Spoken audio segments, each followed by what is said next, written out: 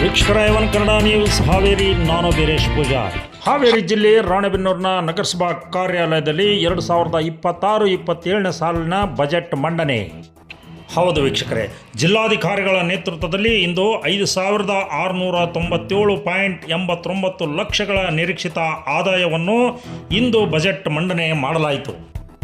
ಈ ಮಂಡನಾ ಸಭೆಗೆ ವಿವಿಧ ಸಂಘಟನೆ, ರೈತ ಮುಖಂಡ ಮತ್ತು ಮಾಜಿ ಸದಸ್ಯರು, ರಾಜಕೀಯ ಮುಖಂಡರು, ಗಣ್ಯ ವ್ಯಕ್ತಿಗಳು ಹಾಜರಾಗಿದ್ದರು. ಹಾಗಾದರೆ ಜಿಲ್ಲಾಧಿಕಾರಿಗಳು ಬಜೆಟ್ ಮಂಡನೆ ಮಾಡಿ ಹೇಳಿದ್ದೇನೆ ವೀಕ್ಷಕರೇ, ಒಮ್ಮೆ ನೋಡಿಬಿಡಿ. 27ನೇ ಸಾಲಿನ ಆಯೋಗ ಮಂಡಳಿ ಸಭೆಗೆ ಮತ್ತೊಮ್ಮೆ ತಮ್ಮೆಲ್ಲರಿಗೂ ಹಾರ್ದಿಕವಾಗಿ ಸ್ವಾಗತ ಕೋರುತ್ತೇನೆ. ರಾಣೆಬೆನ್ನೂರು ನಗರಸಭೆಯ 2025-26ನೇ ಸಾಲಿನ ಪರಿಷ್ಕೃತ ಹಾಗೂ 2026-27ನೇ ಸಾಲಿನ ಆಯವ್ಯಯ ಮಂಡನಾ ಸಭೆಗೆ ರಾಣೆಬೆನ್ನೂರು ವಿಧಾನಸಭಾ ಕ್ಷೇತ್ರದ ಶಾಸಕರಾದಂಥ ಮಾನ್ಯ ಶ್ರೀ ಪ್ರಕಾಶ್ ಕೋಳಿವಾಡ್ ಸರ್ ಅವರ ಇಲ್ಲಿ ಅವರನ್ನು ಸ್ವಾಗತಿಸ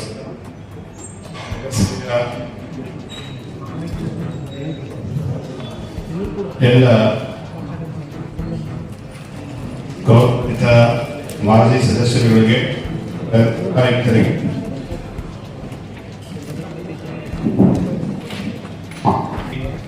ಸದಸ್ಯರಿಗೆ, ಪೌರಾಯುಕ್ತರಿಗೆ, ಮಾಧ್ಯಮ ಮಿತ್ರರಿಗೆ, ಅಧಿಕಾರಿ ಹಾಗೂ ಸಿಬ್ಬಂದಿ ಹೆಬ್ಬಾಗಿಲು ಎಂದು ಪ್ರಖ್ಯಾತವಾಗಿರುವ ರಾಣೆಬೆನ್ನೂರು ಕೃಷ್ಣ ಮೃಗಗಳ ಅಭಯಾರಣ್ಯ ನಾಡಾಗಿದ್ದು ಅತಿ ಪ್ರಮುಖವಾಗಿ ವಾಣಿಜ್ಯ ಕೇಂದ್ರ ಬಿಂದುವಾದ ನಗರ, ರಾಜ್ಯದಲ್ಲಿಯೇ ಅತಿ ವೇಗವಾಗಿ ಬೆಳೆಯುತ್ತಿರುವ ನಗರಗಳಲ್ಲೊಂದಾಗಿದ್ದು ದಿನೇ ದಿನೇ ವ್ಯವಹಾರ, ಉದ್ಯೋಗ, ಶಿಕ್ಷಣ ಇತ್ಯಾದಿ ಕಾರಣಗಳ ನಿಮಿತ್ತ ಗ್ರಾಮೀಣ ಪ್ರದೇಶಗಳಿಂದ ನಗರಕ್ಕೆ ನಾಗರಿಕರ ವಲಸೆ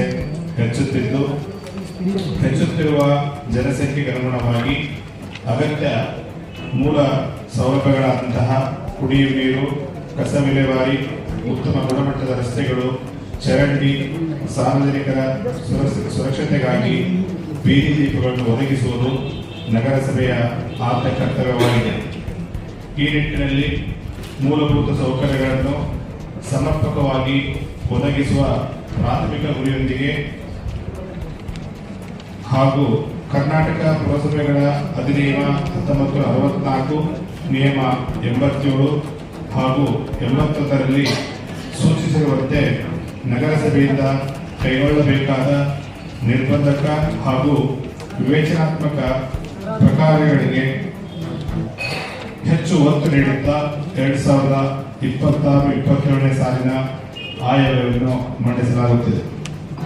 Karnataka municipalities accounting and budgeting rules 2006 section 133(2) ದಿನಾಂಕ 9/1/2026 ಹಾಗೂ 17/1/2026 ಆಯವ್ಯಯ ಪೂರ್ವ ಸಿದ್ಧತಾ ಸಭೆಗಳು ನಡೆಸಿದ್ದು ನಗರಸಭಾ ಮಾಜಿ ಸದಸ್ಯರು, ನಗರದ ನಾಗರಿಕರು, ಸಂಘ ಸಂಸ್ಥೆಗಳ ಪ್ರತಿನಿಧಿಗಳು, ಸ್ವಸಹಾಯ ಗುಂಪುಗಳ ಸದಸ್ಯರುಗಳು ಭಾಗವಹಿಸಿ ನಗರದ ಅಭಿವೃದ್ಧಿಗಾಗಿ ಸಲಹೆಗಳನ್ನು ನೀಡಿರುತ್ತಾರೆ.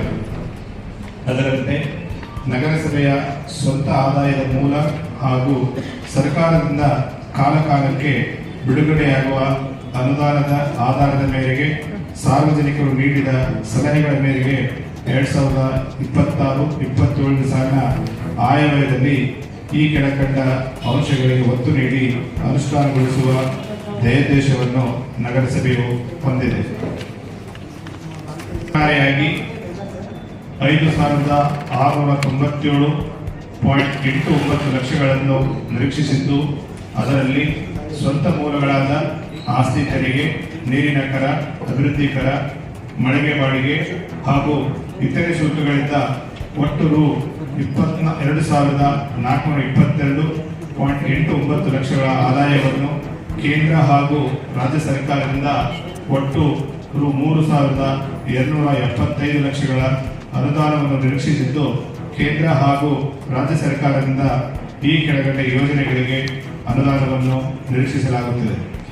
ಎಸ್ಎಫ್ಸಿ ಮುಕ್ತ ನಿಧಿಯಿಂದ ರು 283 ಲಕ್ಷಗಳು, ಎಸ್ಎಫ್ಸಿ ವಿದ್ಯುತ್ ಅನುದಾನದಿಂದ ರು 866 ಲಕ್ಷಗಳು, ಎಸ್ಎಫ್ಸಿ ವೇತನ ಅನುದಾನದಿಂದ ರು 715 ಲಕ್ಷಗಳು, ಕೇಂದ್ರ ಸರ್ಕಾರದಿಂದ ಬಿಡುಗಡೆಯಾಗುವ 14ನೇ ಹಣಕಾಸು ಯೋಜನೆಯಡಿ ರು 1,026 ಲಕ್ಷಗಳು, ಎಸ್ಎಫ್ಸಿ ಕುಡಿಯುವ ನೀರಿನ ಯೋಜನೆಗಾಗಿ ರು 15 ಲಕ್ಷಗಳು, ಇಂದಿರಾ ಕ್ಯಾಂಟೀನ್ ಅನುದಾನ ರು 20 ಲಕ್ಷಗಳು ಮೇಲ್ಕಂಡೆಯಂತೆ ಒಟ್ಟಾರೆಯಾಗಿ 5,697.89 ಲಕ್ಷಗಳು ನಿರೀಕ್ಷಿತ ಆದಾಯವಾಗಿದ್ದು, ಸದರಿ ಮೊತ್ತವನ್ನು ಈ ಕೆಳಕಂಡಂತೆ ಮೂಲಭೂತ ಸೌಕರ್ಯಗಳಿಗೆ ಹಾಗೂ ಅಭಿವೃದ್ಧಿಗಳಿಗಾಗಿ ವಿನಿಯೋಗಿಸಲಾಗುವುದು.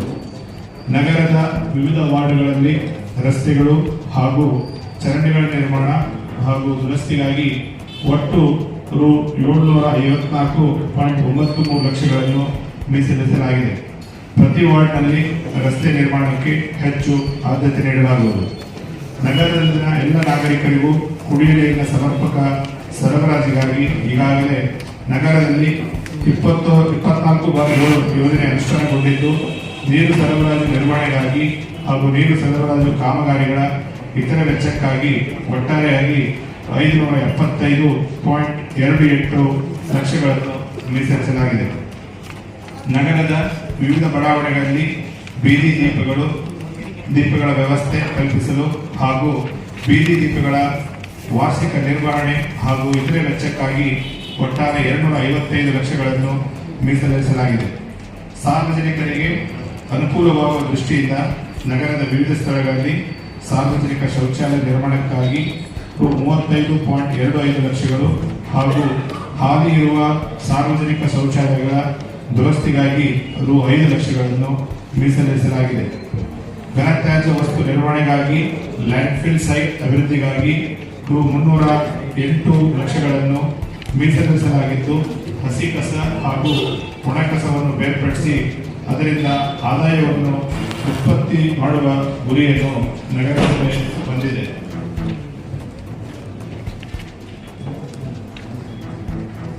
ಯುಜಿಡಿ ಕಾಮಗಾರಿಗಳಿಗಾಗಿ ರು 35 ಲಕ್ಷಗಳು ಹಾಗೂ ಹಾಲಿ ಇರುವ ಯುಜಿಡಿಗಳ ದುರಸ್ತಿಗಾಗಿ ರು 20 ಲಕ್ಷಗಳನ್ನು ಮೀಸಲಿರಿಸಲಾಗಿದೆ. ನಗರದ ಸೌಂದರ್ಯವನ್ನು ಹೆಚ್ಚಿಸಲು ನಗರದ ಪ್ರಮುಖ ಸರ್ಕಲ್ಗಳ ಅಭಿವೃದ್ಧಿಗಾಗಿ ರು 50 ಲಕ್ಷಗಳನ್ನು ಮೀಸಲಿರಿಸಲಾಗಿದೆ.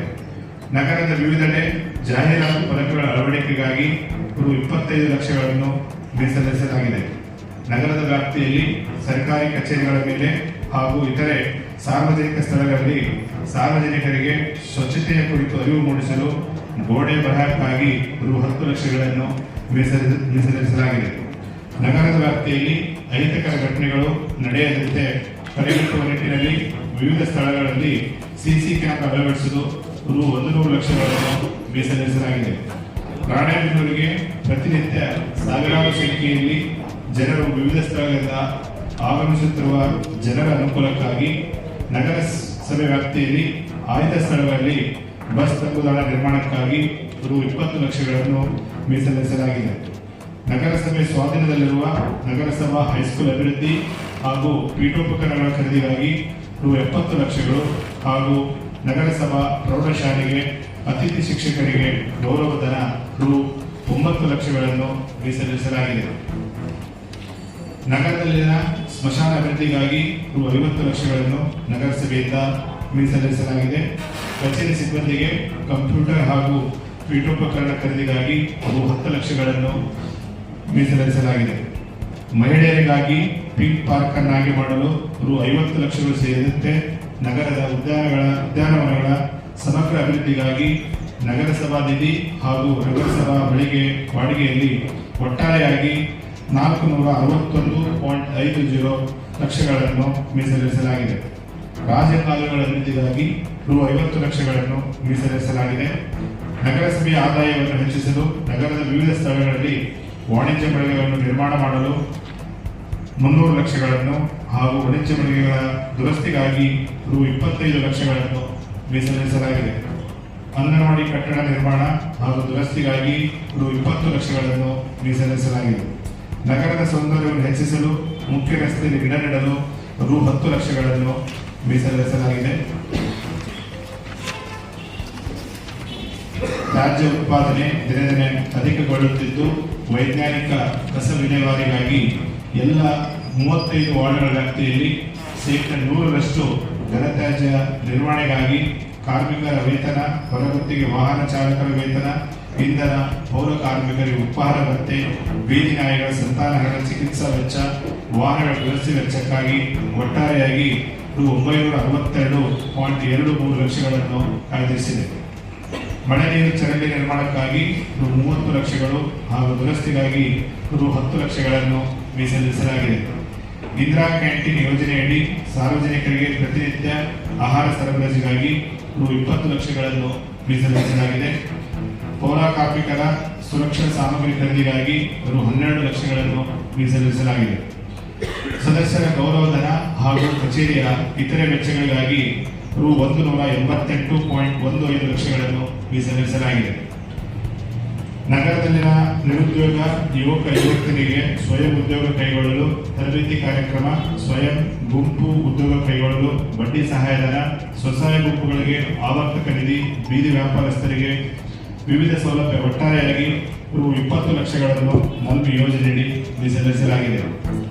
ದುರ್ಬಲ ವರ್ಗಗಳ ಕಲ್ಯಾಣ ಯೋಜನೆಗಳಾದ ಶೇಕಡಾ 24.10, ಶೇಕಡಾ 7.25 ಹಾಗೂ ಶೇಕಡಾ 5ರ ಯೋಜನೆಗಳಲ್ಲಿ ಎಸ್ಎಫ್ಸಿ ಹಾಗೂ ನಗರಸಭಾ ಸ್ವಂತ ಮೂಲದಿಂದ ಒಟ್ಟಾರೆಯಾಗಿ ರು 48.28 ಲಕ್ಷಗಳನ್ನು ಮೀಸಲಿರಿಸಿದ್ದು, ಸದರಿ ಮೊತ್ತವನ್ನು ಸರ್ಕಾರದ ಸುತ್ತೋಲೆ ಪ್ರಕಾರ ವೈಯಕ್ತಿಕ ಕಾರ್ಯಕ್ರಮಕ್ಕಾಗಿ ಶೇಕಡಾ 40ರಷ್ಟು ನಿರುದ್ಯೋಗ ಯುವಕ ಯುವತಿಯರಿಗೆ ಸ್ವಯಂ ಉದ್ಯೋಗ ಕೈಗೊಳ್ಳಲು ಬ್ಯಾಂಕ್ ಮುಖಾಂತರ ಸಹಾಯಧನ ನೀಡಲಾಗುವುದು. ರಾಜ್ಯ ರಾಷ್ಟ್ರೀಯ ಕ್ರೀಡೆ, ಕಲೆ, ಸಾಂಸ್ಕೃತಿಕ ಹಾಗೂ ಇತರ ವ್ಯಾಸಂಗೇತರ ಚಟುವಟಿಕೆಗಳಲ್ಲಿ ಭಾಗವಹಿಸಿದವರಿಗೆ ಸಹಾಯಧನವನ್ನು ಹಾಗೂ ಶೇಕಡಾ 60ರಷ್ಟು ಸಮುದಾಯಕ್ಕೆ ಸಂಬಂಧಿಸಿದಂತೆ ರಸ್ತೆ, ಚರಂಡಿ ಹಾಗೂ ಇನ್ನಿತರ ಅಭಿವೃದ್ಧಿ ಕಾಮಗಾರಿಗೆ ವ್ಯಯ ಮಾಡಲಾಗುವುದು. ವಿವರಗಳು: ನಗರಸಭಾ ನಿಧಿಯಿಂದ 24.10 ಯೋಜನೆಯಡಿ ಒಟ್ಟು 24.64 ಲಕ್ಷಗಳನ್ನು, ಎಸ್ಎಫ್ಸಿಯಿಂದ 8 ಲಕ್ಷಗಳನ್ನು, ಒಟ್ಟು 32.64 ಲಕ್ಷಗಳನ್ನು 24.10 ಯೋಜನೆಯಡಿ ನಿಗದಿ ಮಾಡಲಾಗಿದೆ.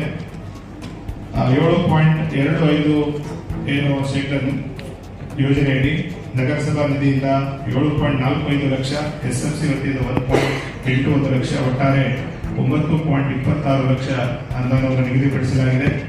ಅಂಗವಿಕಲರಿಗೆ 5% ಯೋಜನೆಯಡಿ ನಗರಸಭಾ ನಿಧಿಯಿಂದ 5.13, ಎಸ್ಎಫ್ಸಿಯಿಂದ 1.25, ಒಟ್ಟು 6.38, ಒಟ್ಟಾರೆಯಾಗಿ ನಗರಸಭಾ ನಿಧಿಯಿಂದ ಎಲ್ಲ ಯೋಜನೆಗಳಿಗೆ 37.22, ಎಸ್ಎಫ್ಸಿ ಯೋಜನೆ 11.06, ಒಟ್ಟಾರೆಯಾಗಿ 48.28 ಲಕ್ಷಗಳನ್ನು ನಿಗದಿಪಡಿಸಲಾಗಿದೆ. ಸರ್ಕಾರದ ಆದೇಶದಂತೆ ಕ್ರೀಡಾಪಟುಗಳಿಗೆ ಉತ್ತೇಜನ ನೀಡುವ ಸಲುವಾಗಿ ನಗರಸಭೆಯ ಆಯವ್ಯಯದ ಶೇಕಡಾ 1ರಷ್ಟು ರು 1 ಲಕ್ಷಗಳನ್ನು ಮೀಸಲಿರಿಸಲಾಗಿದೆ.